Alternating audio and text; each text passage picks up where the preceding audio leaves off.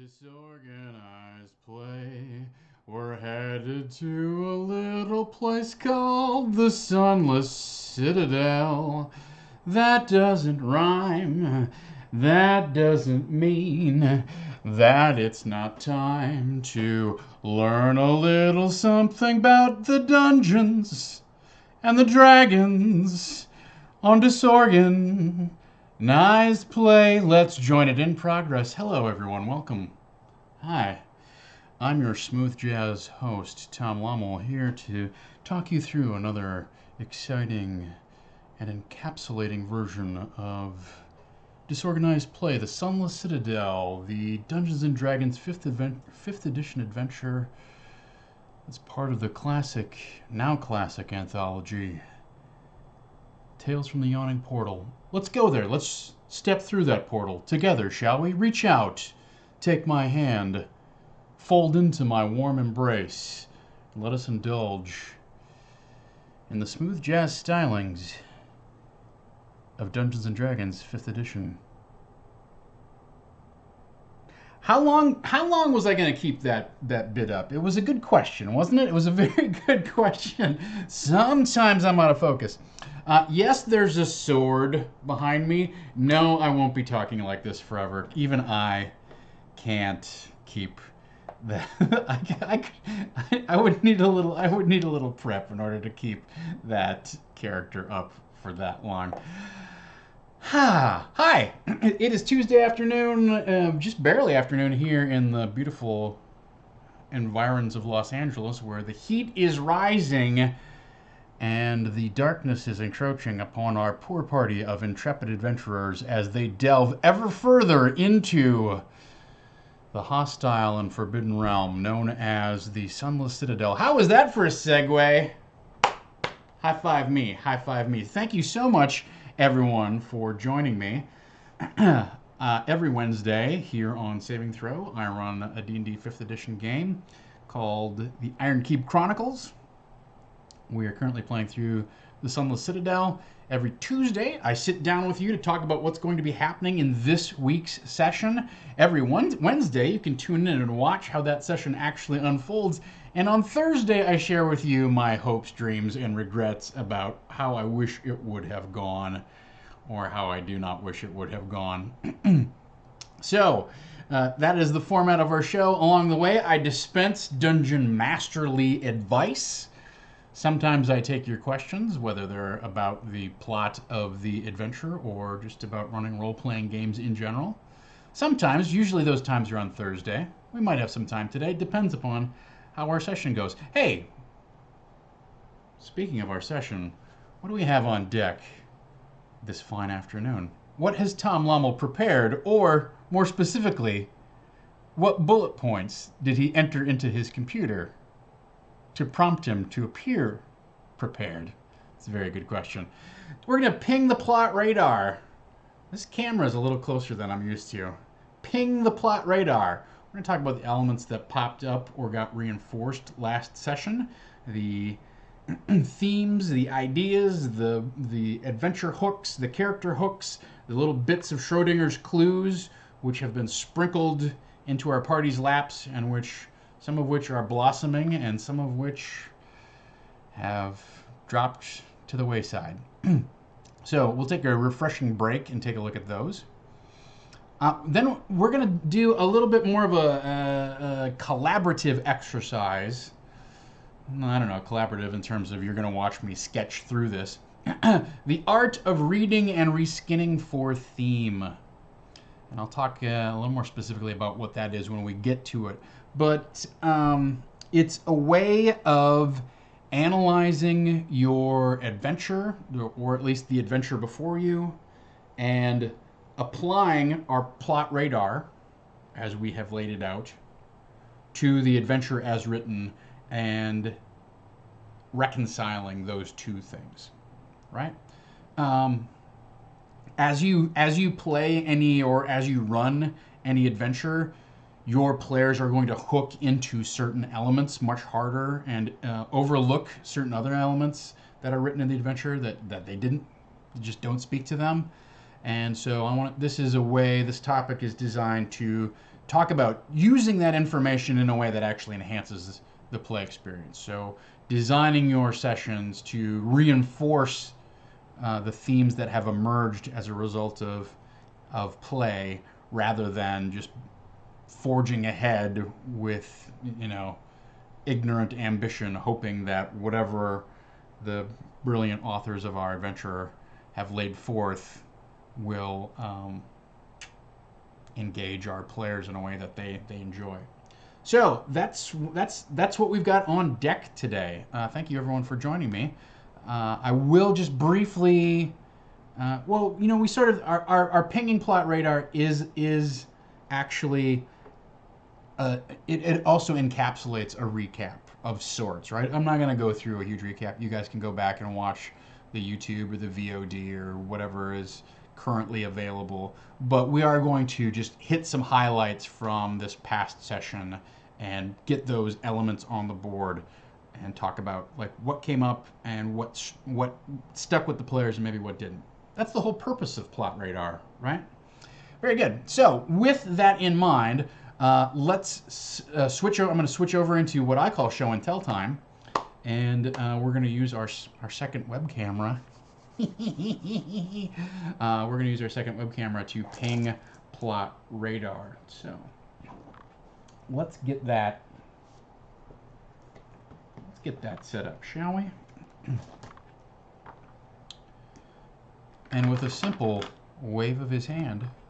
Hi, hey everybody! Look, it's Plot Radar. Here we are. I don't have it zoomed back far enough to accurately get the whole page on here, but let's just look at the first page, right? I've also screwed with the color a little bit so that you can see it a little. It's a little more legible. Okay. So if you're like, wow, that looks weirdly desaturated, yes, you're right. It is weirdly desaturated. I have rather deliberately cranked up the contrast. All right. I want to get a marker out here so that we can lay into this. All right, so let's take a look at where we were at last time, right? Things that are retired. The Goblin Leader is different. Yep, that definitely got retired. What's the Goblin's response to the PC's raid? We retired that. What are the Kobolds up to reclaim the Sutherland Citadel? Yep, that got answered. All right. Carving Jade did not get into our session last time. I'm going to create that as its own element.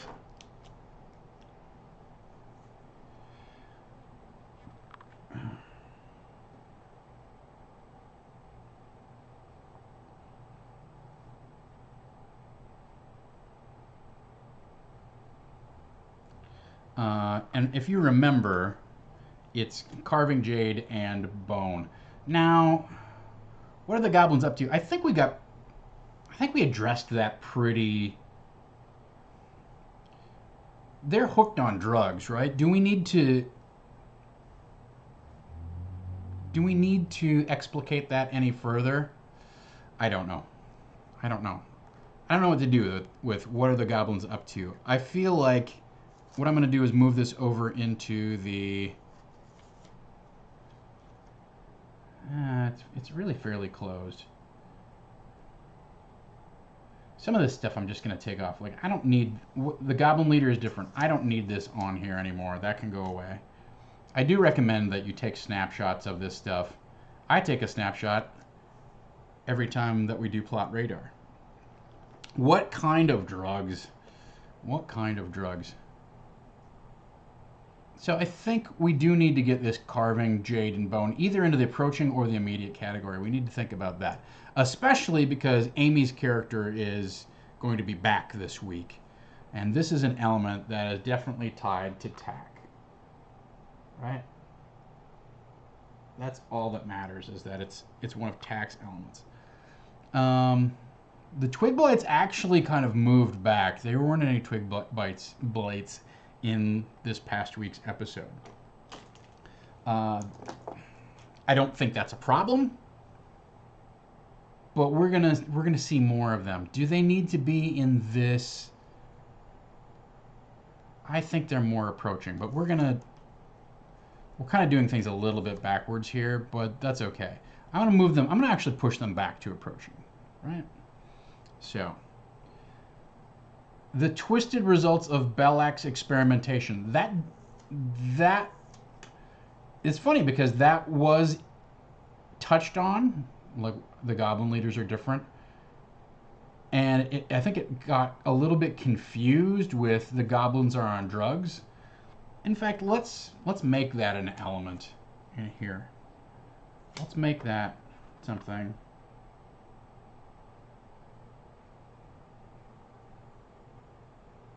The goblins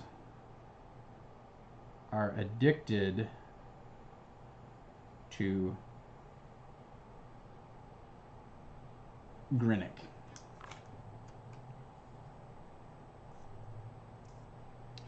That was definitely in the last thing. It's not retired, but it's I think it's going to be it's fairly, that's well established, right?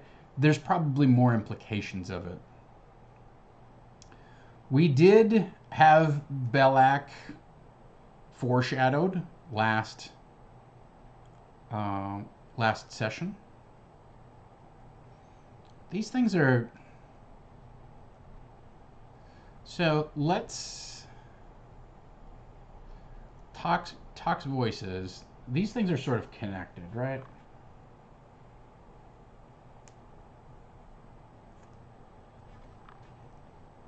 If we start kind of plotting a path across, you can see that this goes to the Gulthius tree.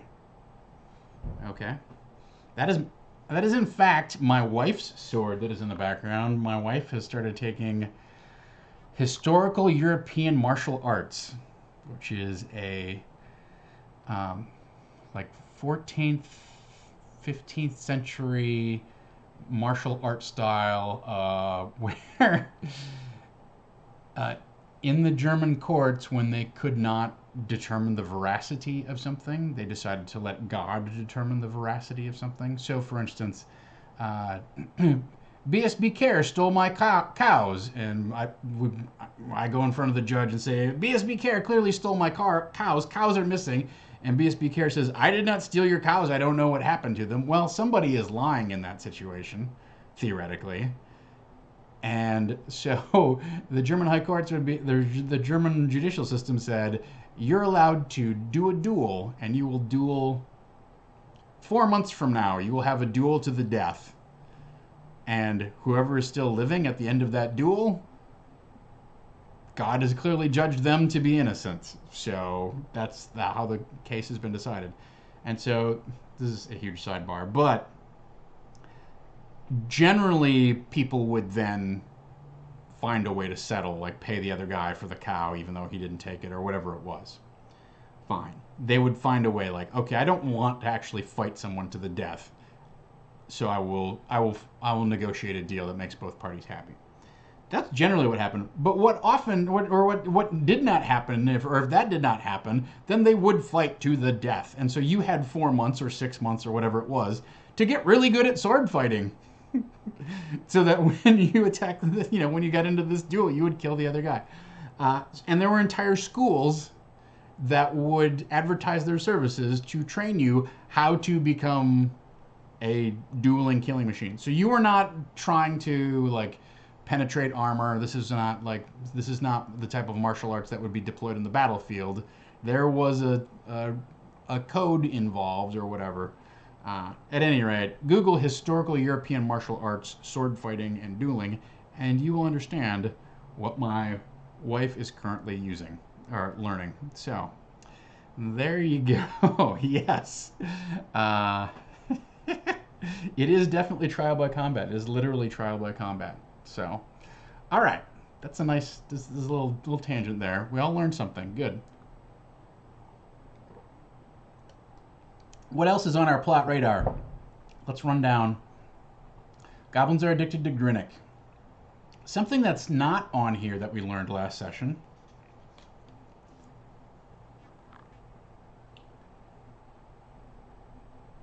Belloc is getting slaves.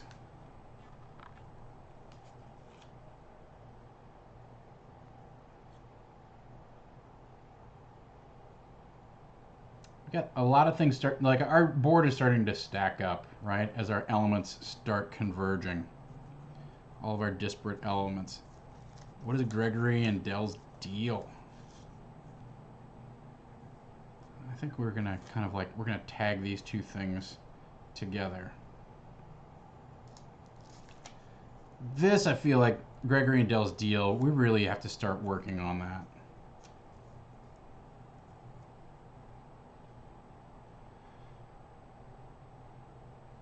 I'm gonna move this up. Just make a little room.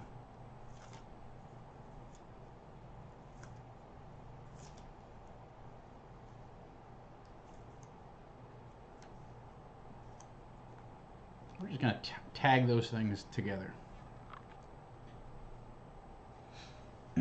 All right.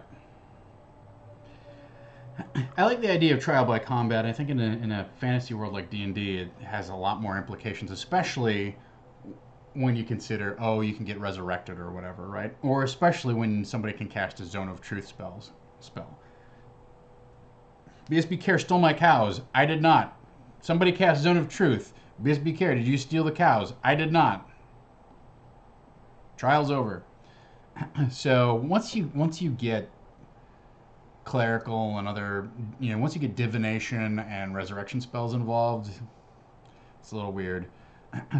I had, for those of you who remember in Storm King's Thunder, there was a scene where they went on this gambling boat and they were supposed to not have their weapons, and I remember describing in the session that they purposely took everyone's weapons just to sort of like spare them the expense of having to resurrect somebody, because nobles with a lot of money would start fights at the drop of a hat and know that either they were going to get resurrected, or if they killed somebody, that person could get resurrected. So lethal combat had much more of a kids brawling type of consequence attached to it, rather than like, oh, that guy's dead. I would like to learn more about the history of dueling in the United States and everybody carrying pistols and just challenging each other in the street. It sounds like a terrible idea that was extraordinarily commonplace. So think about that. You have to think about the implications of, there's actually many things that would short circuit even a modern day mystery. We need you to testify under oath. You can't perjure yourself on the stand when you can't actually manufacture an untruth under magical compulsion. All right. We learned that Belloc is getting slaves. We learned that the goblins are addicted to Grinnick. Those things, these are all things that we learned, right? Those are facts that kind of stacked up. So a big theme here is this addiction thing came forward. So Belloc the Druid as alchemist.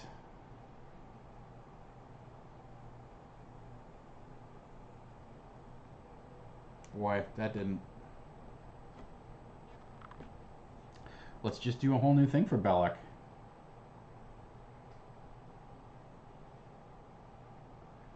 Druid. Alchemist. Mad.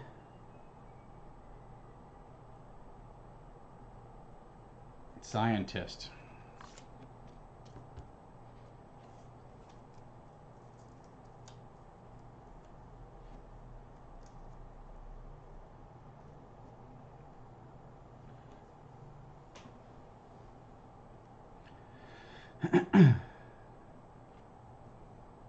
Belloc is getting slaves. All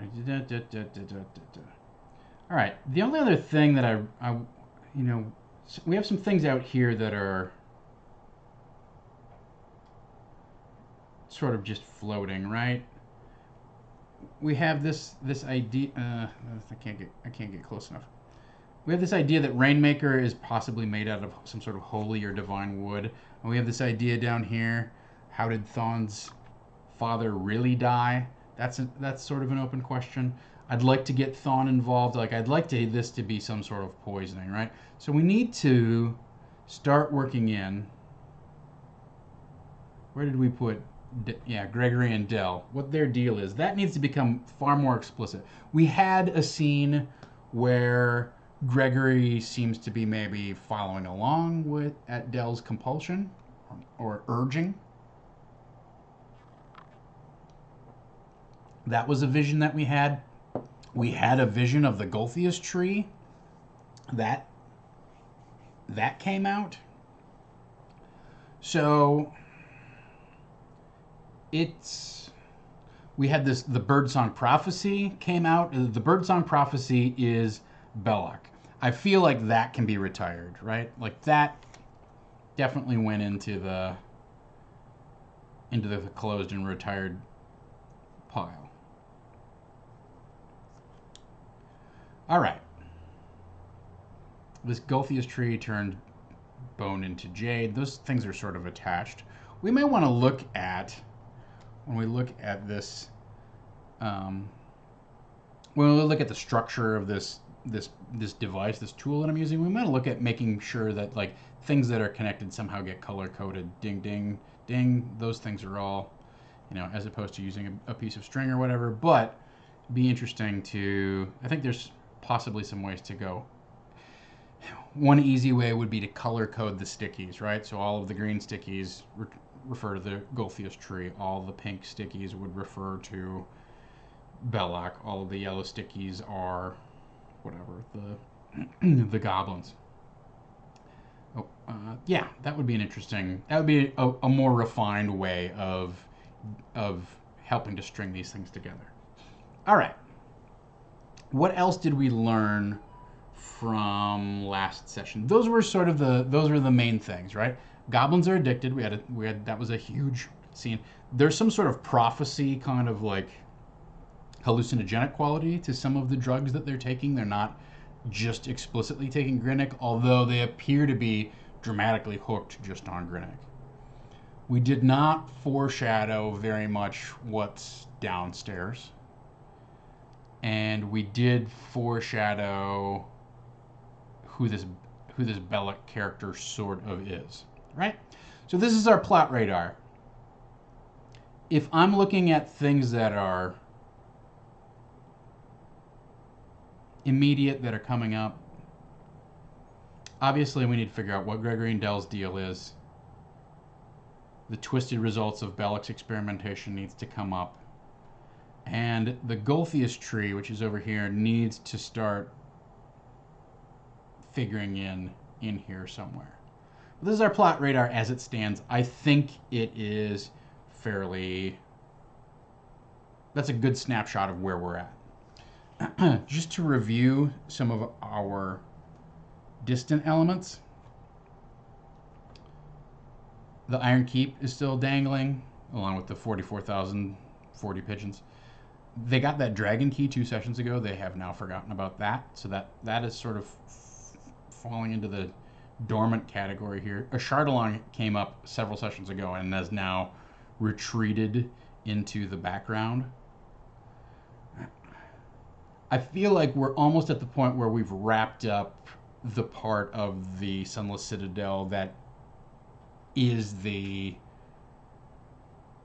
devoted to the cult of the dragon part of it, right? This next section that we're going into, as we'll see as we delve into it, feels less connected to the idea that this is a former temple dedicated to a Chardalon, etc. They've definitely forgot about this Kundrukar scroll fragment. That is like way gone. The Goblin Uprising in the Neverwinter Wood has always been something that was mentioned in the background and never really brought to the foreground as a major theme or element. We're going to keep that dormant, but I would like to work that in somehow with Belloq's in league with him. He's supplying them, something like that. He's getting slaves from them or subjects, victims, etc. So that can come back. I like that. This whole thing on the map is completely off their radar. They have no idea. They haven't looked at that map. Now again, that could be introduced as simply as getting the map out again. Oh yeah, what's this thing? What does that do? All right, so that's a snapshot of where we're at. Those are the items that have been, I don't want to call them neglected, because that has a pejorative connotation to it. And I don't think, your players are human, they're going to forget things. I don't think it's appropriate to say, oh, well, you dumbasses, you forgot about this clue. I told you back in session 2. Okay, it's not, you're not getting your master's degree. This isn't the quarterly final. It's like, it's Dungeons and Dragons. Settle down, Francis. They forgot about it because they didn't notice it, didn't care. They moved on to something that was more interesting, more exciting, more immediate. So don't punish your players for having a short attention span. It's just shitty. Why don't you guys take notes? Oh, I'm sorry, I'm not working hard enough at your Dungeons and Dragons game. Like, it would be great if all of your players took notes and paid close attention. That definitely makes your job as the GM easier in some ways. It makes your job as the GM harder in other ways, because the players can get ahead of where you're going. They can see through your plot. They might start trying to connect things that you don't think are connected. They they can start demanding more information about, well, wait a minute, now we got this thing, tell us more about this book. They can start drilling down on like some random detail that you happen to mention that they have now decided, oh, we need to find out more about this. So yes, it would be great if all of your players were students of the game and fans of everything that was going on and paid 100% attention and went the extra mile and wrote a session recap for every single session and passed it around and distributed it and had a folder for handouts and a folder for notes that they kept, da-da-da-da-da. The end of the day, it's just a bunch of people sitting around a table rolling dice and trying to have fun. So if that's the way that they have fun, is by tuning out some of the things that you drop, it's okay. Don't feel like that's wasted effort unless you put a lot of extra effort into it. And if you did, like that map, did I put a lot of extra effort into it? No. Is it a cool prop that I'm proud of? Yeah, mostly. Well, I can get the little, pat on the back for having created that thing just by getting it out and putting it back on the table. So that's a little bit of my, like, the player DM dynamic there is you can be like, oh, well, you guys just weren't paying attention.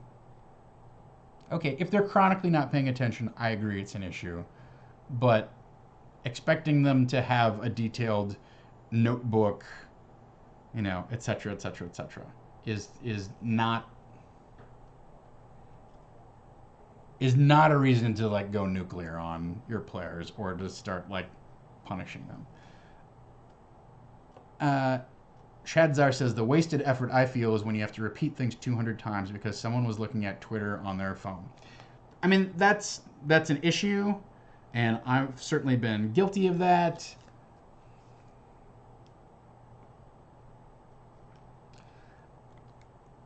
I think you have a variety of ways to deal with that. Sometimes people are just having a bad night, right? Or they've got something else in their personal life that's going on that they've got to be attached to their phone. So you could, if you want to do a technology ban, you can try, but it's not 100% for everybody, and that can't apply 100% all the time. Some people don't care about the plot, they just care about the fighting part of it. In which case, like, you have to note that play style. Sometimes you can try and give them a job to do, make them the mapper,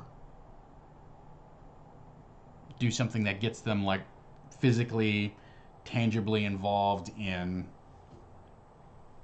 writing, paying attention on the at the table. Can you, I'm not going to, I don't know. It seems weird to impose that. Ultimately, it's something where if it's a real problem, I think the easiest thing to do is after the session, away from the game, ideally away from the rest of the players, just like, hey, one on one, can I talk to you for a minute? Like it feels like you're kind of tuned out. You're on your phone a lot.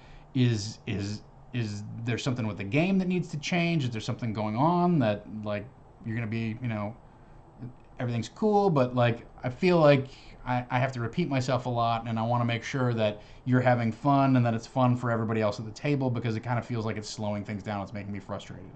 So ideally, just have a one-on-one and say, if it's cool, I'd like to have a no phones policy. But if you've got something going on, I get it. Some people are just ride along. They just want to ride along, and they want to be on their phone. If they're not paying attention and it doesn't make a difference, like they still they chip in when it's their turn, fine.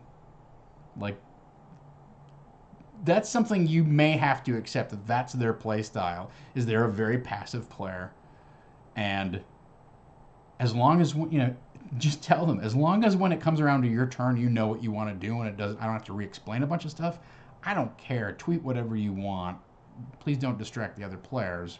But like, try and accommodate their level of engagement if that's the level that they want to. You can always encourage them to get more involved and ask them what you can do to get them more involved. But beyond that, as long as it's not disruptive at the table, you've always got players who are more interested in socializing with their friends than paying attention to every single thing that comes out of your mouth. And the other part of it is, it's very difficult, especially in a combat where you've got like 6 people or 7 people at the table, that for D&D anyhow, I deal with this person, and then by the time I get around to number 7, it's been 10, 15 minutes before they've done anything. It's easy for them to check out. So you have to, if you want to address that, you have to find ways within the game or to modify the game so that they have to maintain interest in what's going on. That's one of the reasons that I like playing on a grid, is if their attention strays, they can come back and look and be like, oh yeah, which one of those guys has been wounded? This guy. Okay, I'm going after him. Great, done. You checked out, but it didn't matter. Whereas you play Theater of the Mind, and not to run down Theater of the Mind, we ran it last time, we'll probably run it this week. But Theater of the Mind, everybody has to keep up with that running description. Everybody has to know, no, actually, all of the goblins are dead. Now it's just the ogre zombie. Oh. How far away am I from the ogre zombie? Okay, I told you that he closed, and he's currently got the paladin, like, around the neck. Oh, really? Oh, shit. So that's where Theater of the Mind can have its disadvantages, is when people drift out of the game. It's a big tangent here, guys. I'll try and address it more on Thursday. I feel like it's something I've talked about before. But the best thing to do is just have a check-in. Hey, I feel like I'm repeating myself a lot, and is there something about the game that's just not interesting to you, or is there anything I can do to make it a little more engaging? Otherwise, if you can help me out, like, I don't know if you want to take notes, if you want to be the group mapper, or what you want to do, but I can't repeat myself over and over and over again. So that's that.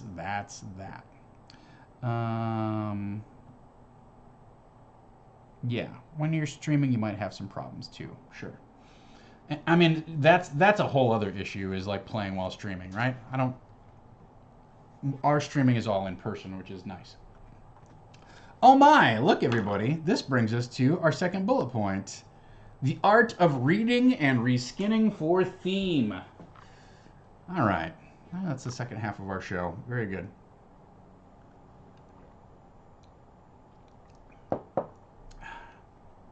Guys, I got the session prep up. It doesn't say recap the entire time. I mean, I don't mean to brag, but I'm a professional internet personality. I don't know about professional.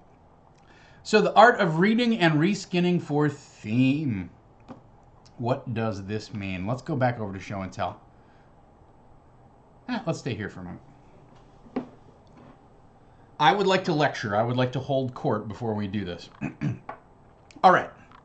So we have the adventure as written, right? It is a piece of fixed text that tells us what encounters are available, the details of those encounters, the monsters, the nature, what room is connected to what room, etc.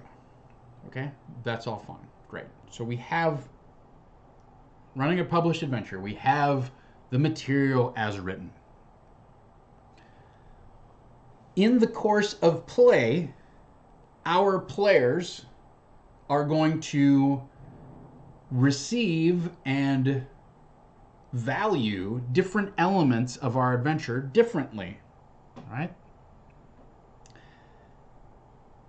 So that means they may be really hooked on rescuing the prisoners, right? Rescuing Gregory and Dell. They may not really care about the fact that the kobolds are looking to recover and reestablish a base of operations for the Cult of the Dragon. Okay? That's kind of that's where my party is at for the most part. Although my party is also motivated by, we would like to find treasure. Sure. Okay? The flip side of this may be you could have like and we have a lawful good oriented party, but you might have a party that for whatever reason they hook into they're going to hook into this whole idea that, oh, the Cult of the Dragon is making a return. We can't have them establish a base of operations. And yes, we need to rescue Gregory and Dell, but there's something far more nefarious at foot. Oh, right? So I was waiting for my wife to message me while I was streaming.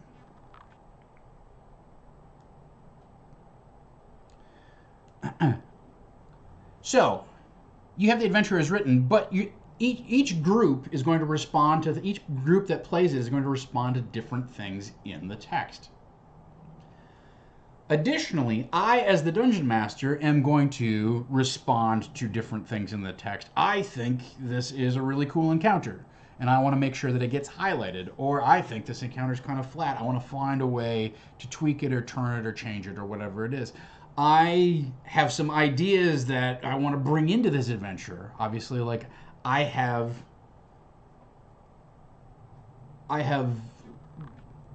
injected a whole new layer of things with this Grinnick and this drug addiction and all that sort of stuff, right? So there's stuff that my party is responding to that isn't represented anywhere in the text.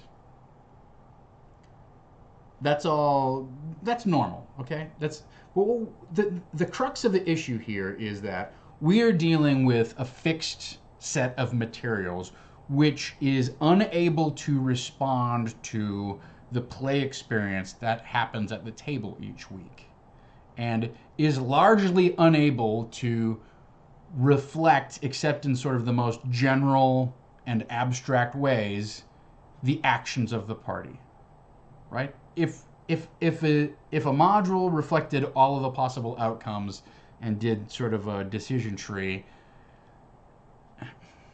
it would be the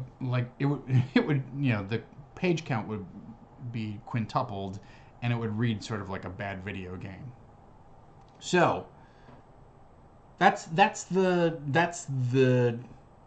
dilemma at hand of running a pre-published adventure. Is your players are going to respond to what's in the adventure in ways that are unpredictable, or that can't really be well predicted or well accounted for in the text by the designer. And secondly, you're going to introduce elements that are not in the adventure, or you're going to modify elements that are in the adventure in a way that the text as written can't account for, right? That's sort of a basic take on, okay, it's a framework, in as much as it can be a framework, and as it really does sort of raise the issue: is the current adventure format as flexible as it could be? We could go back to Servants of the Cinder Queen and talk about that, because I feel like the standard format of Dungeons and Dragons adventures has not dramatically changed in 30 years, and I find myself questioning how useful it is to continue presenting information in the way that it's presented, which is very geographically locked. It's an open question. Maybe we'll talk about that on Thursday, revisit that. Okay, what does this have to do with reading and reskinning for theme? As these events unfold, you will find that there are certain recurring themes which develop as a result of play and get reinforced, hopefully by you as the DM, but also by the players' responses to what's happening. So let's do a quick breakdown of themes that have emerged in the Ironkeep Chronicles, in our Sunless Citadel game. Let's go over to show and tell for this. I'm going to write this stuff down. So, one theme is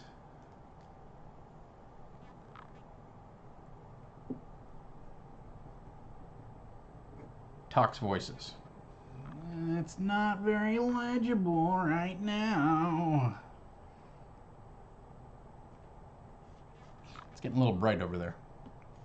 Let's see if I can modify that. Okay. So that's one thing is, all this stuff is good. Let's see if it lives over here, gets a little blown out. All right, Talk's voices. Another theme that has come up is this whole Grinnick addiction.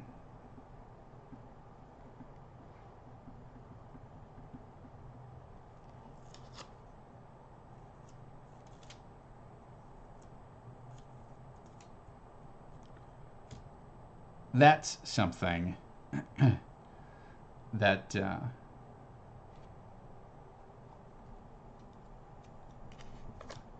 Psionic Ranger, I will take a look at some of those Nick Logue adventures. Hopefully, maybe I can look at them before Thursday.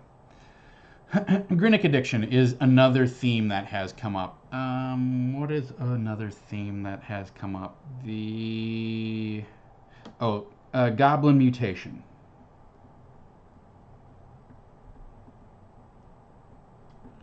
Or experiment.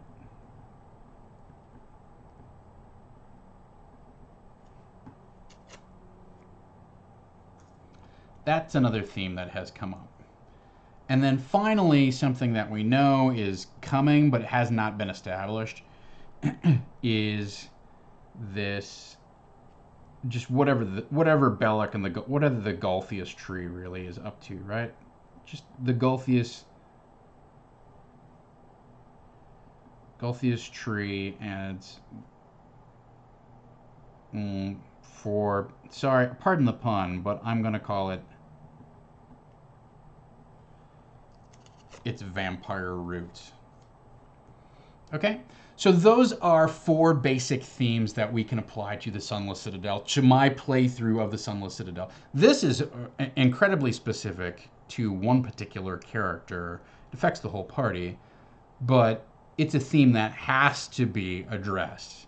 It's getting to the point where it's starting to drag on, and we need to start moving this towards some sort of resolution. But it's definitely a major element, right? This Grinnick addiction only came up last session, but it's a very potent type of important element.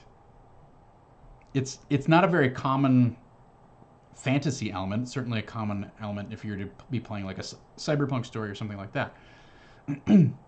But it provides a dramatic window into the culture of the goblins who are living in the Sunless Citadel.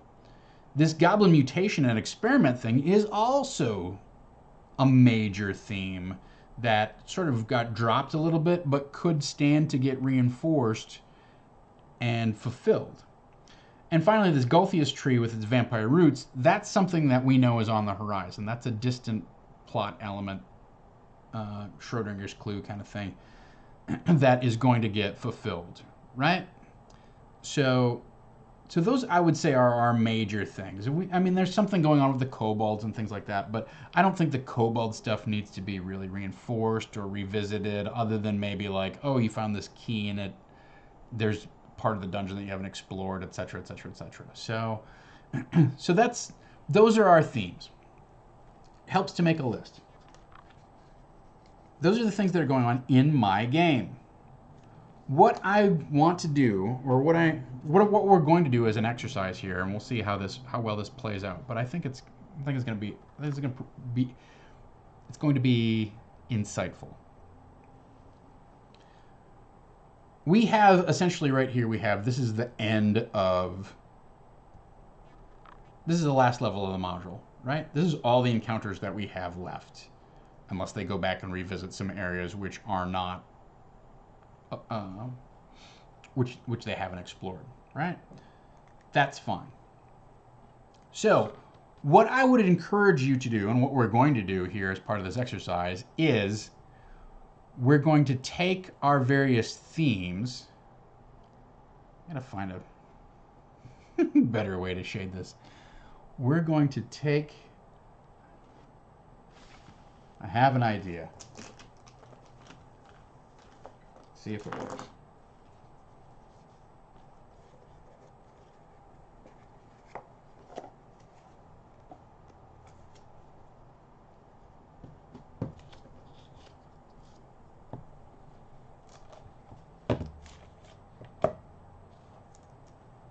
That's pretty good.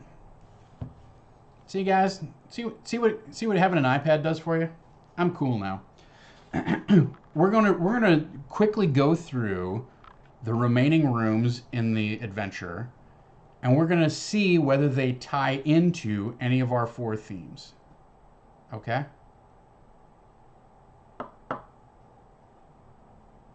I know that Avril is going back to the Rat War, and I know that's going to happen. I have to think about, we have to think about what that means.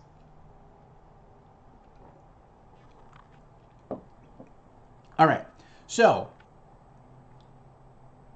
we're going to go through, we're going to look at just on a high level, very, very quickly, we're going to look at the various encounters that are coming up on the board, and we want to see which ones they're tied into. Now, as much as I want to complain about adventures being geographically locked, that the flip side of it is most dungeon exploration progresses in a geographical fashion. So you start in a room and they could go this way, but there's only 2 encounters there. They could go this way, and then that leads down to here, and then they go up here, and they go down through here, and they come out here. You know, you can predict what they're going to have to encounter before they get to this area. You know, you can predict what they're going to have to encounter before they get to this area, etc. Right? So it makes for natural railroading, which, and I don't mean that again in the pejorative sense. I mean, just it allows you to predict and structure the flow of your session. Fine, great, okay.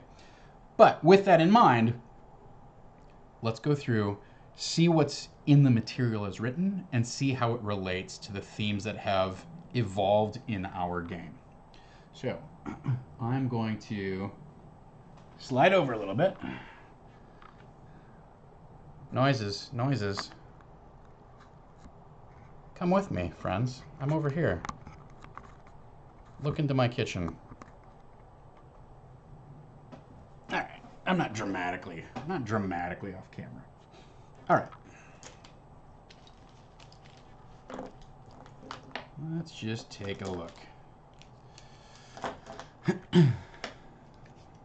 So, if you'd like to follow along at home, you're certainly welcome. I'm not gonna do a deep dive on like each and every single room. What I'm gonna do is hit the highlights. right? Let's just take a look at what's in here, room by room, and slam some stuff on the map. 42. So this the reason this is important is sorry about the light, guys. The reason 42 is important.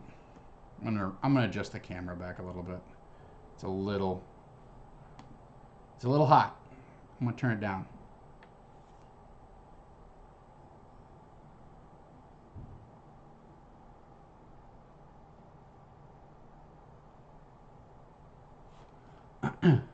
Okay, so the reason 42 is important is that this is the entrance.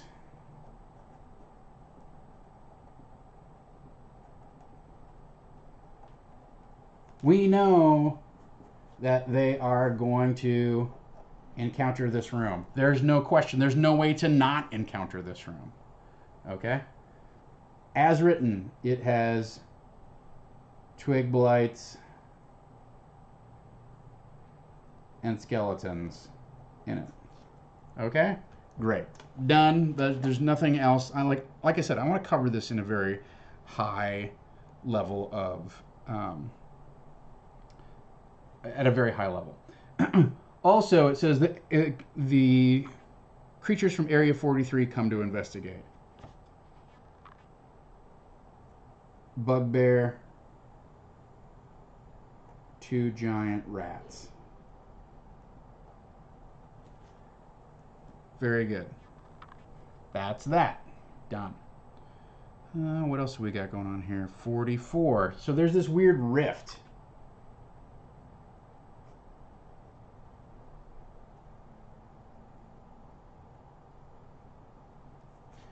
Now, one of the reasons that I like to do this type of analysis, putting stuff on the thing, is it helps me to make these connections that we're talking about, right? It helps me connect these rooms, because when it says the inhabitants from Area 43 come to investigate, that doesn't mean anything to me on this page. But when I'm looking at the map and I know that that means the bugbear comes in and joins the combat when they start fighting the skeletons, okay, now I have it in my head. Weird rift, great. What's that? Okay, 40, that's 44. 45 is this thing, right? It's called Rift Node. Okay, so there's a couple things. One of the things that I just want to like make a note of is that there's this whole thing of like, I'm gonna put this over on the side. These like, I'm gonna call them bizarre wormholes. If you go through and read this, you'll notice it will keep talking about how there's these 2-foot diameter holes that go all through this rift and whatnot. It's completely unexplained what they are. That's okay. It's a Schrodinger's clue. You can start working, like start mulling the possibility. What does this mean? What is it? What's the implication? Like, what could this apply to? You know, it's a rift. There's these weird holes that go as deep as you can possibly probe. Does it go to another plane? Is it a connection to some other weird space? What was the is it something that's intentional? Is there a purpose attached to it? You know, I like the fact that it's mentioned but not explained, because that gives me the leeway as the DM to go, here's what I've come up with. Not only that, but if your players read the material, there's no spoilers there. Oh, and we go investigate these holes. They don't do anything, right? Well, as a matter of fact, they do something. All right, so there's these bizarre wormholes, but there's a fire snake here. This thing, 46, is this old shrine that's empty.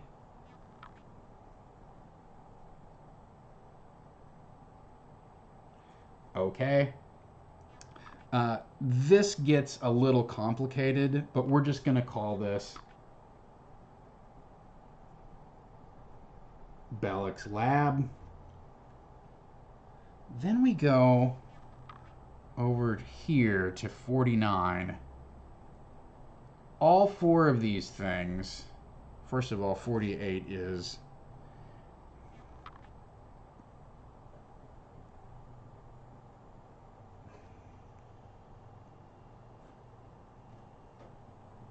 these are both gardens.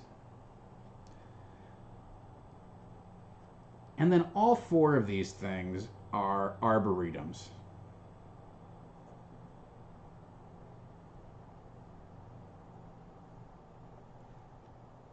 I'm not going to draw the arrows. Fine, whatever. 50.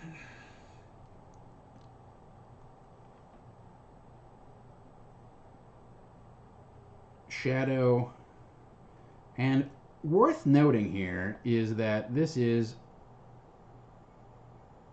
a shard. Am I going to spell it right?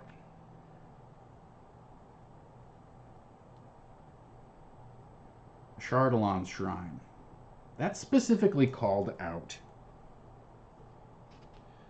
51 is a library. I will tell you something about a library is as soon as you write that word on there, you better start thinking book titles. You better start, like, there's no room that it just begs for exploration more than a library. Oh, we find an old library? Oh, players love exploring a library. Don't deny them that opportunity. Give them some rich rewards for exploring a library.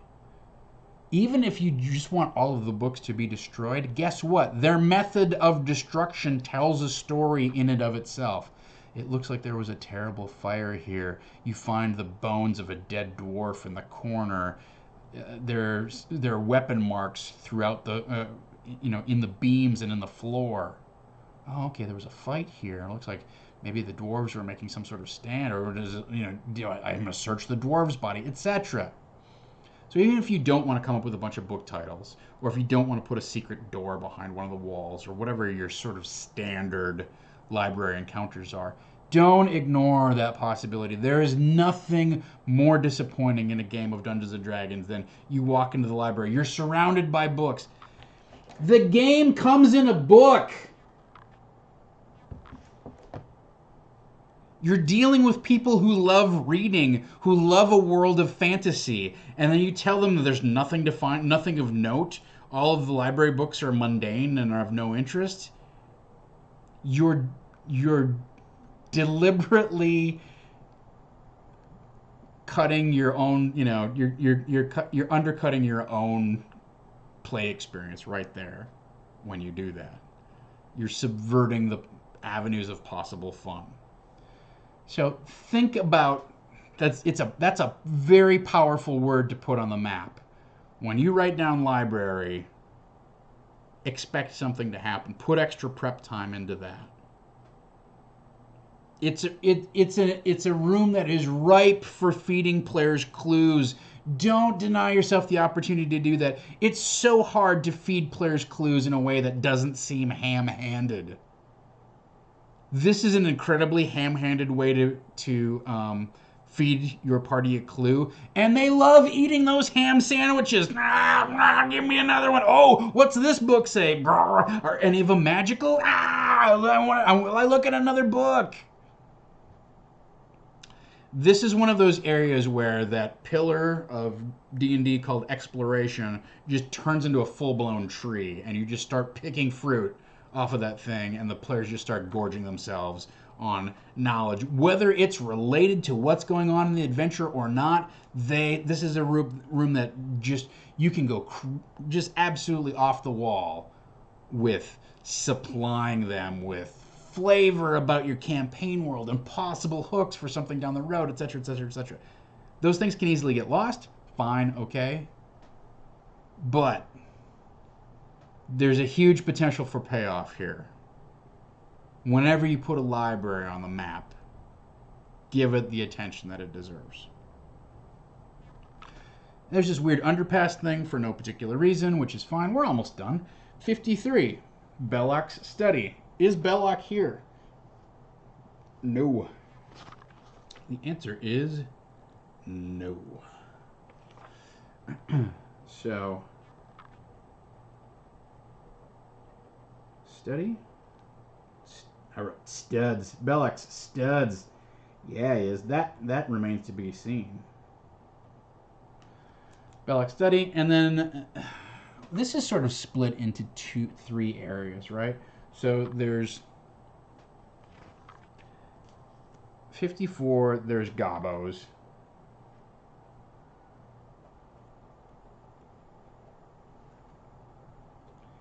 Here there's twig blights.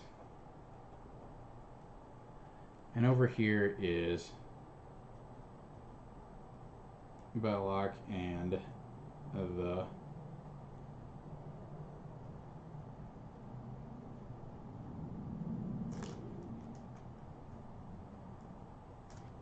all right.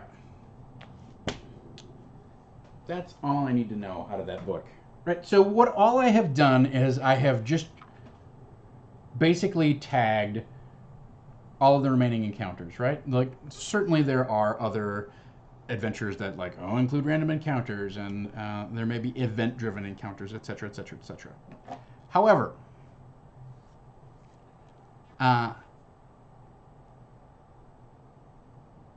this is the bulk of what's anticipated that they're going to encounter. Let's take a look at these various rooms and let's tie them back to our 4 different themes. We have the twig blights and the skeletons. We have the bugbear and the giant rats. Let's take these a little bit one at a time. Twig blights and skeletons. Well, that does tie into the Gulthias tree. Noted. Bugbear, 2 giant rats. I would argue not directly related. Okay. This bugbear NPC who is named and described and da-da-da-da, in our game, the way we have played it, not tied to any of our 4 themes here. Not goblin mutation. Maybe he could be addicted to Grinnick, but it's not explicitly called out. Not related to Tox Voices, not tied to the Gulthias tree. Arguably, you could separate Belloc from the Gulthias tree and say that Belloc is folded into this goblin mutation experiments and goblin addiction, right? He encapsulates these two. The Gulthias tree encapsulates sort of these 2 themes, right? Okay, that's that. There's this weird rift. That is not related. Fire snake, not related. The empty shrine is a callback to what's going on up in the Sunless Citadel. Fine. Belloc's lab, very directly tied to goblin mutations. These garden and arboretums, they could be tied. Well, they're not explicitly tied to, but they could be tied to the Grinnick addiction, or mostly our Grinnick addiction, right? Farming those areas for that stuff. This is tied back to the Sunless Citadel. Okay, that's not really on our radar. So is the library is also tied back to the Cult of the Dragon. Then we come over here. Belloc is obviously tied to the Gulthias tree and Tax Voices. The goblins, twig blights, Belloc, that all relates back to here. Okay? Now,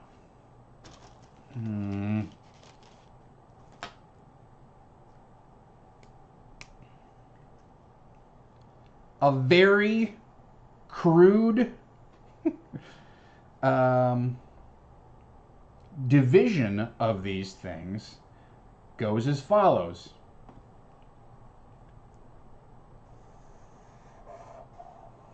Oh, I can't believe you drew on it. Oh, no, why?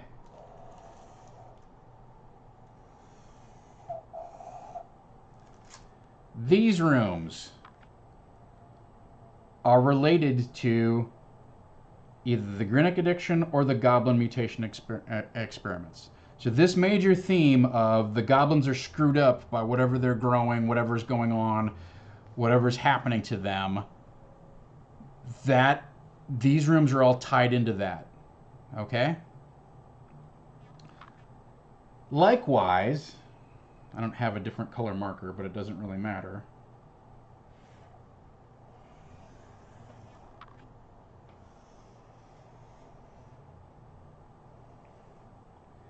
These rooms are all related to the Gulthias tree, the vampire, Tox voices really come in. Like, that's where that's going to be explicated here, etc. Okay? So, two major pieces of our theme. The dungeon sort of divides itself into there.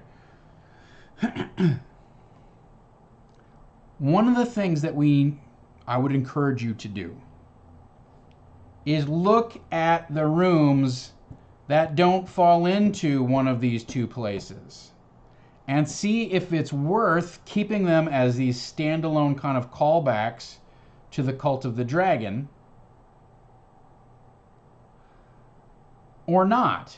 Like, arguably there could be a third theme here, which is the Cult of the Dragon, the history of the Cult of the Dragon, right? The thing is, it's there, it's in the adventure. It's in the adventure. It's not in my players' minds. They do not care about the history of the Cult of the Dragon. They don't consider the Cult of the Dragon a threat. They don't care. So I can keep them as this if I want, and it sort of gives some explanation to why there's these weird rooms deep underground.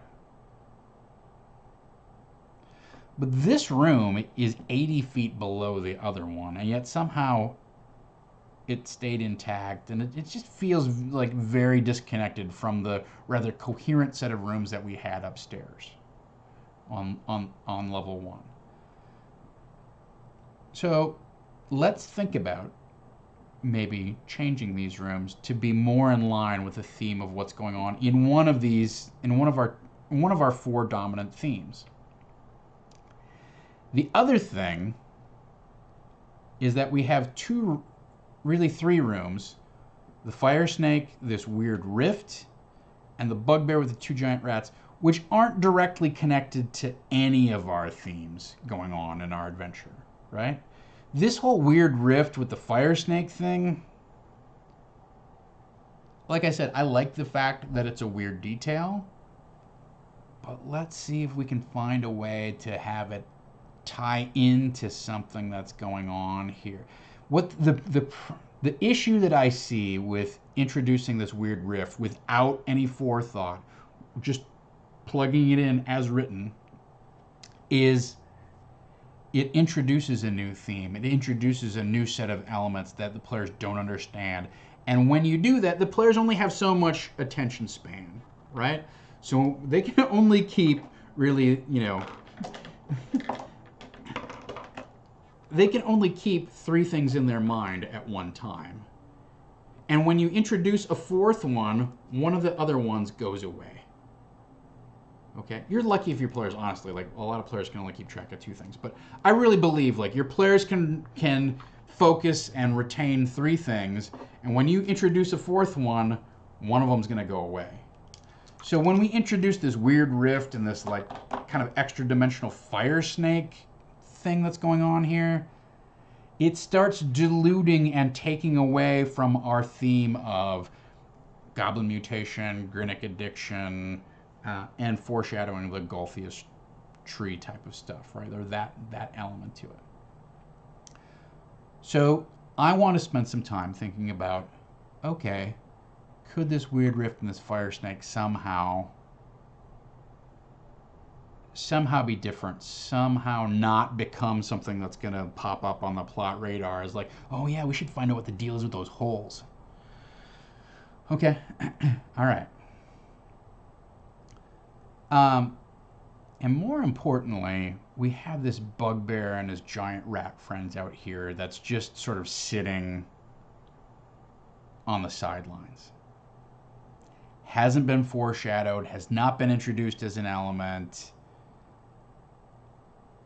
not somebody that the players are aware of in any way, shape, or form, right? Well, he could just be a standalone bug. He's a tough bugbear, and he's got his 2 giant rats. I would argue his function in the game session is enhanced by tying him into one of our themes rather than just being another combat with a bugbear. Now, the obvious thing we can do with this guy is reskin him, not change a single stat, reskin him and his 2 giant rats so that he's a goblin mutation. He's been experimented on. He is some weird sort of hulking beast that's tougher than your average goblin. Reinforces something that we introduced 2 sessions ago. Brings it back into the player's mind. Let's think about that. Also, if we start looking at the layout and the flow of what's going on in terms of our themes, it's very clear that we're going to have one session that deals with Grinnick addiction and the goblin mutation experiments. Let's assume that they can get through about 4 encounters in a session, maybe 5, right? This is a lot of rooms, but there's a lot of redundancy here. This is a cluster of rooms, 1, 2, 3. That seems like, okay, that's probably a chunk that we can deal with. And especially if they go off this way and go off this way, that's 5. That's going to be a session for sure, right? But what that means is our next session we can predict is going to deal with this theme. Okay, let's find ways to refine it, explicate it, really kind of give the player some closure on this is what has happened. This is what's going on. Let's put this plot thread to bed for the most part. And then we know that once they get through here, there's this shadow library thing, and within 2 rooms or so, we go into Belloc and the Gulthias tree and round out the last bits of the adventure as written, right? Okay, well, it's clear that this whole thing, the theme of this, is the Gulthias tree, tax voices, etc. So the way that I see this playing out is we have one theme that we're going to crescendo, the goblin mutation experiments, and then it's going to take this dark turn. What's behind? What force is behind the goblin mutation? How is this achieved? What sort of depraved mind could possibly do this to a fellow humanoid creature? Well, that's the reveal. I don't want to say it's necessarily the twist, but that's the reveal that ends our final exploration of the Sunless Citadel, the dark forces that are behind it. There's one other thing that's on here that needs to be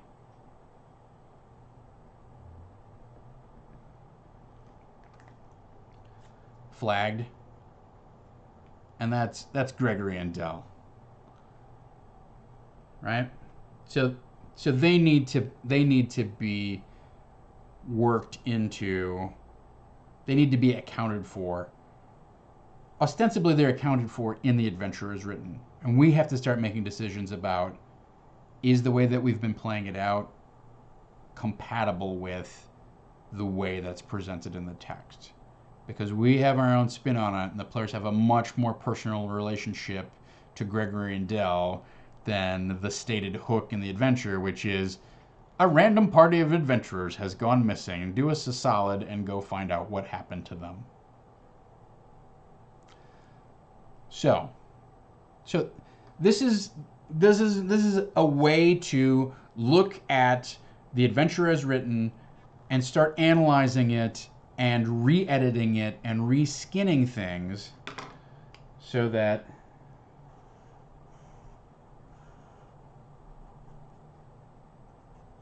this comes into this area. That doesn't even, that even also begs the question, what's this random thing that goes off to the Underdark? Okay, great. I'm not sure. We need to make some decisions about that. You don't have to, but it helps, right? It helps. So that's sort of my take on, let's do a quick inventory. These are the encounters as written. What are they suggesting theme-wise? And then what needs to be changed to refine it, to make the things that we've been driving at more clear, so that we don't have a ton of dangling questions just sitting out there waiting for us.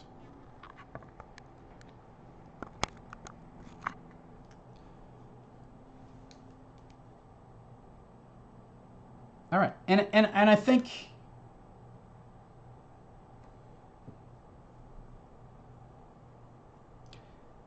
your player's job is to play and discover meaning, right? And your job is to feed information to your players and respond to their response to that information, react to their response to that information, so that they're able to discover what that meaning is. Now, it helps if you have some ideas, not necessarily a fixed idea, but it helps if you have some ideas of how that information might be revealed or what might be revealed, so that it makes coherent sense. So that the players reach some sort of understanding of, this is what happened. This is what is behind all of this. This is, now I understand the mystery, the story that was laid bare in incomplete parts before me. They don't have to assemble every single piece of the puzzle, but if they can't see the picture when they're done with it, they're going to be frustrated. Dungeons and Dragons is fundamentally a game of discovery and the accrual of power and information. And power without information is hollow, and information without power is also dissatisfying. You really have to deliver on the XP, the treasure, the character class abilities, etc. You also have to deliver on the story side of things. Why is this happening? Why did we play through this? Have we found the person we're looking for? What was behind it? Etc. All right. So I am also interested in seeing what the final refinement and reveal and decision is going to be with Gregory and Dell. That's something that I have not made up my mind about. I think there's some great possibilities out there. I think that Dell's family could somehow be involved in dealing with the Golthius tree. I think that Gregory's family could somehow be involved in the brewing and experimentation. And I like this idea that the mayor poisoned Thon's father. I love that idea. I think I'm going to introduce that this session. So there are some options. The dangerous one, of course, is how closely involved Tack's family is, right? And can she save Dell? Like, I think Amy will be crushed if she can't save Dell from whatever's happened. So that's one, because the player is so invested in that connection. It's like the Birdsong Prophecy, right? So the Birdsong Prophecy got resolved this past session by, it's just that the birdsong is the fact that Belloc whistles this birdsong all the time. That was a huge hit. Like, as far as I could tell, Havana was like, yes, oh, great, I'm glad I'm not the villain. I'm glad my parents aren't at the bottom of this dungeon. Okay, well, that was something that was set up. That was dangled out there. Your parents might be more nefarious than you think, and she did not want to have any piece of it. And so when it turned and it twisted and it revealed to be something else, it's a win. It's a huge win. Why? Because the meaning was resolved. The meaning was resolved in a way that was unexpected. It made sense, and it was a surprise. It was intriguing. It was enjoyable. It was not what you like. Oh God, here we go. It was not the obvious answer. And so this type of exercise, reading for theme, understanding what the plot threads are that you have going on, is going to help you find those places to do those twists and reveals. See opportunities where you can really make an impression on the players, like, oh, we might be in deep, we're on second level now. Instead of this bugbear, it's this weird two-headed thing, and then like one of the heads jumps off and starts running around and trying to bite the guy. Oh my God, ugh, gross. Things we got to step up. So, we're over time as we usually are. We went an hour and a half, but I feel like this was a valuable exercise. Hopefully, uh, it shed some insight into my process for you guys. I don't think it's too heady or analytical. Honestly, like you could do this with, buy the PDF, print off a copy of the map, mark it up, right? You don't have to blow it up and do a tracing like I did. I just like to work without any of... I don't need all of this goo-gaw garbage on here. I just need to know how things are connected, and then I want to be able to mark it up and be able to feel okay with folding it up and putting it in a folder, or just crumpling up and throwing it in the garbage, or whatever I do with it. I like how disposable this tracing paper feels. That just helps my brain actually put pieces, put marks on the paper. Also, the nice thing about this is it works at a scale that you guys can actually, it's somewhat legible, right? As opposed to if I was on this thing and marking it up, it would be so tiny you wouldn't be able to read it. So it's another thing. So that's that. All right, let me roll through the chat here just very quickly and look and see if anything major came up. So, all right, let me roll, because I did not pay too much attention to you guys as I was talking through this. So, don't dilute the library. You're right about that. And you know what? I mean, so Psionic Ranger brings up the point that there's a book title or generator on the fantasy name generator page that you can come up with. I talked about this. I don't know if you guys were able to join me for the DM's Deep Dive podcast that Sly Flourish hosts on Friday nights, but last Friday it's on the Twitch VOD. It's going to be on YouTube, and it's going to be available to download soon, just as a straight up podcast. But I talked quite a bit about improv, and one of the things that we talked about was like, what tools do you use? And I said, I don't like to use a bunch of random generators right there at the table, because then you have to process them at the table with the players in front of you, and either they catch on to the fact that you're just making stuff up and it robs it of any sort of inherent meaning, or it just slows the game down. And so what I would counsel you to do is get a stack of note cards and make a set. Well, ideally you get a stack of note cards and you make a set of books, magical books that they could find at any time, mundane books that they could find at any time, and get one of those little index card organizers and throw them in there, and whenever you need to call on them, oh, look, okay, all right.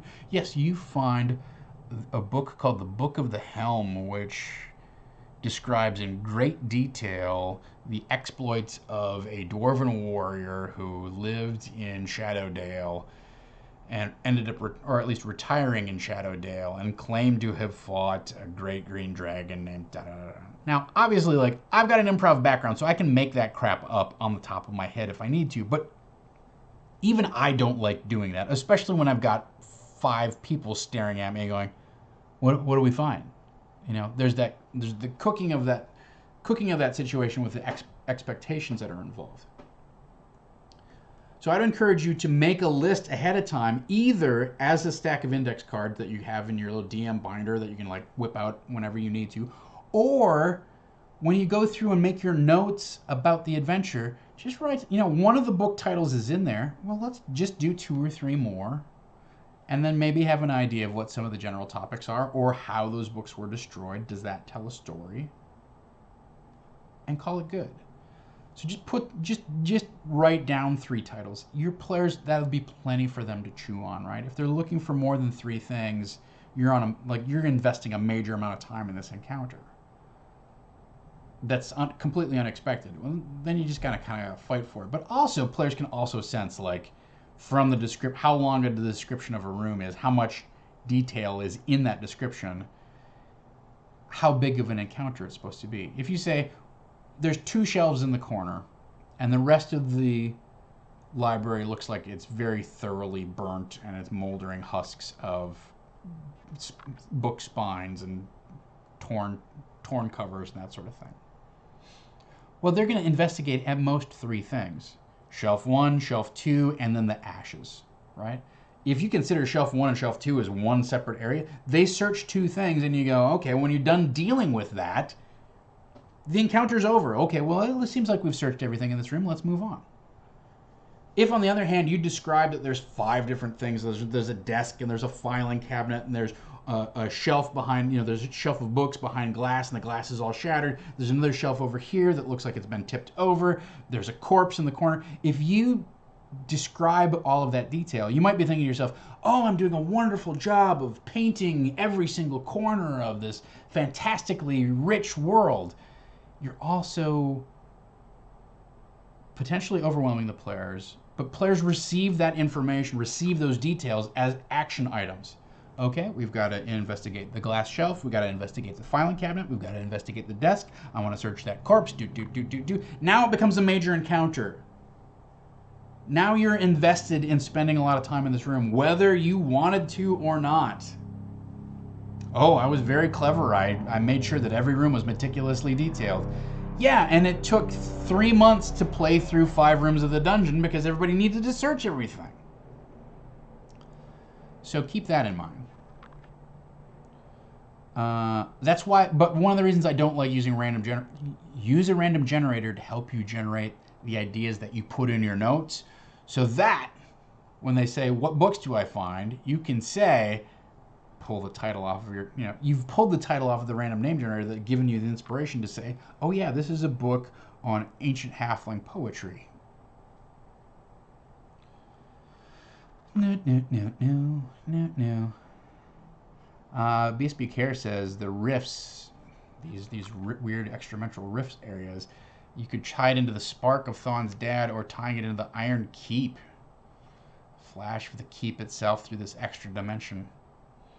Yeah, that's interesting. That might be something to do. I feel like I'm going to kind of still keep the keep at a little bit of at arm's length. But it's possible that we could do some foreshadowing. Really, that dwarven scroll case that they found that they never opened, that could be somehow involved. The other thing that you can do is, here's the other thing that this whole exercise helps you with. Meaningful.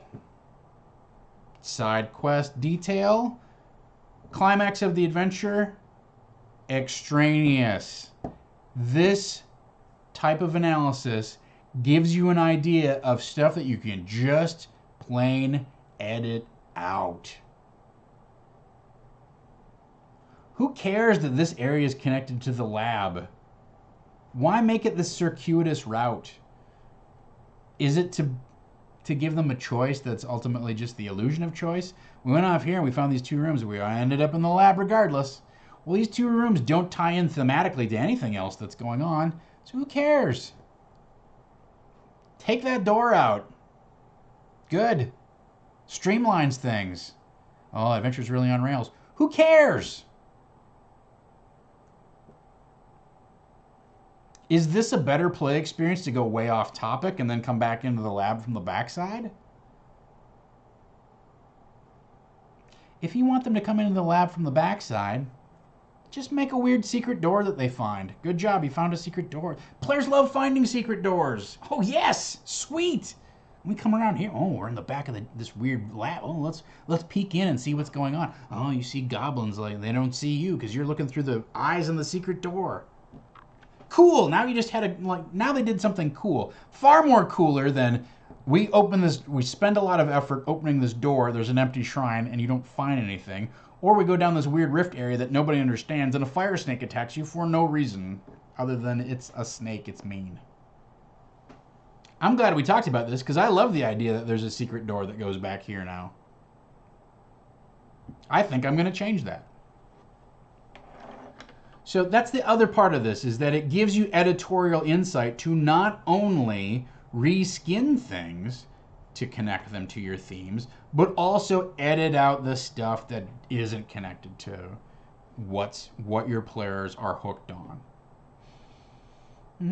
Can the bugbear be a twist on the goblin mutation? We talked about it. Yes, I love that idea. James V suggests that Averil's love interest is going to be the bugbear weird goblin hybrid thing. We all know that Averil's love interest is Thawne. They're just being coy about it. All right, so I don't know what's phallic about my cartography here, but live it. It's very easy to draw something that either looks like a phallus or looks like some sort of intestinal tract whenever you're mapping weird caves and stuff like that. All right. One of the heads turns into a tree blight. That's good. I like that idea as well. All right. Friends, that brings us to the end of another session of Disorganized Play. I hope you really enjoyed this session. I admittedly, I had ideas about what this is going to be, and I was hoping to have more specific bullet points on my on my overlay, but I felt like this was a valuable exploration of not only some ways to look at approaching prep for a session, but also just some thoughts about how to craft a story arc that pays off in a meaningful way, that leads players to a satisfying, fulfilling conclusion. And I think looking at this next level, like, we had to get a grip on what's down here. And looking at this next level, I feel like we have a roadmap. I keep pointing at this thing, thinking it's still on camera. It's not. I feel like we have a roadmap for the conclusion, the finale, building toward the finale of Sunless Citadel. We can talk more about what is their denouement or whatever, but doing this exercise was valuable for me. I hope it provided some valuable insights for you. Hey, guess what, everybody? Dom spent the weekend working on Amy's new music video. I don't know if you follow Vorpal Sword on Twitter, but Amy did a music video shoot for her song DM's Lament this past weekend, and the sets look fantastic. I was already overbooked, so I could not be involved. But that also means that Dom did not update the calendar for this week. So I'm not entirely sure what's happening. I think we have some shows that are now on a hiatus. I believe Phoenix Dawn Command had its finale. Masks is in the shoot to start, but first we're going to take a little break. We have some other events coming up, and I do want to specifically remind you of a couple things that are coming up in terms of stuff that I'm involved in. So tomorrow at 2:15 or thereabouts, 2:30, it just depends upon how quickly we can do the set changeover and whatnot. I will be sitting in with the Bearded Men over at Geek and Sundry. We'll be doing Dungeons & Dragons, the improvised campaign. That show is also taking a break at the end of June. I believe that's officially been announced. So you have, I believe, 3 more chances starting this week to go tune in and watch the epic improvised madness, which is Dungeons & Dragons, the improvised campaign. We had such a great session last week. If you didn't tune in for the Adventures of Adrian Steinhardt, before the show started, we were sitting in the green room and we were talking about, like, well, where did we leave off last time? And do we, like, in terms of, do we want to pick it up? It was sort of a cliffhanger and what happens next, and And I said, you know what? Let's not worry about the plot and where it could go. And Adrian wants to, rebuild his village of Deertooth and all that. Like, let's let that become whatever it's going to become. Let's just focus on doing something big and hugely magical and really, like, kind of exploring the world in a very, like, Like let's just go hard on this episode was sort of what my advice ended up being. And I felt like we went some fantastic places and really saw some fun and enchanting things. So if you have time in your calendar to either, if you're a subscriber, go back and watch the VOD, or if you don't, tune in tomorrow at 2:15 Pacific or so, and I'll be sitting in with them. There's 3 more shows left, and I'm looking forward to every single one. Then we're going to take the rest of the summer off from that show. The plan, as I understand it, is to come back in October with, they're going to retool their schedule and do some more development and rework the show a little bit so people have a better understanding of what it is, and we can position it for our audience better. But that's happening. This Saturday, the 17th, Saturday, I think at 2 o'clock, at the Barnes & Noble in Burbank, I will be appearing with Mr. Scott Woodard, who is the author of Cinema and Sorcery.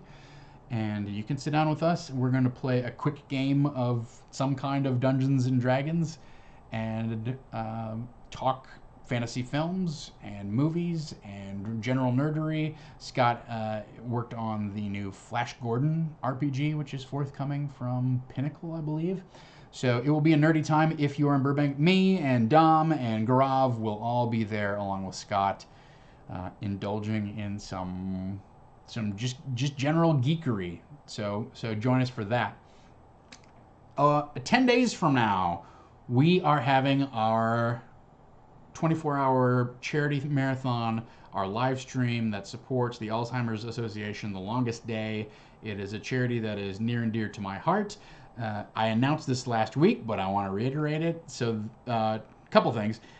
Number one, more importantly than what I'm running, is Mr. Brian Patterson, D20 Monkey himself, is coming to Los Angeles, coming to the Saving Throw Studios, and is going to be not just a special guest in my game, but also running a special D20 author session of Carthoon, his own personal campaign, which was recently published through Evil Hat Productions.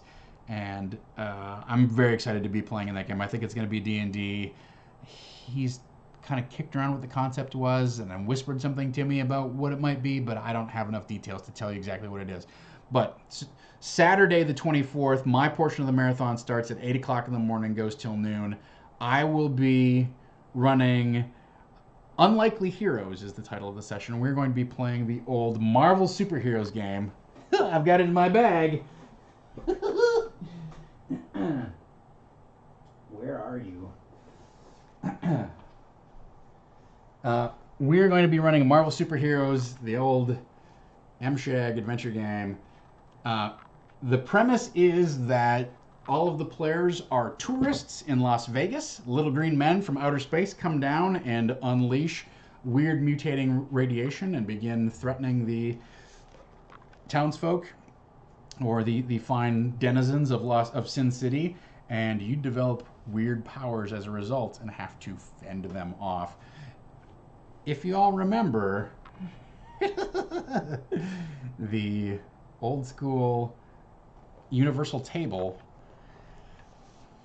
this you're living it right here. So we're gonna take, I thought it was only fitting as part of the Alzheimer's benefit to take a trip back to some old school role-playing games for nostalgia's sake and replay some of my favorite games from my youth. So we're going to be doing some exciting things where you develop random powers with random power levels, and there'll be things tied to donation tiers and things like that. We'll also be doing some giveaways. I believe Evil Hat is going to chip in some prizes that hopefully we can get Brian to sign, but we'll be giving away at least one copy of Carthoon and hopefully some PDFs and things of that nature for all of you who decide to join in and participate in our donor stream and contribute to this charity that affects millions of people, and especially has touched members of our own Saving Throw family as well as you people at home. So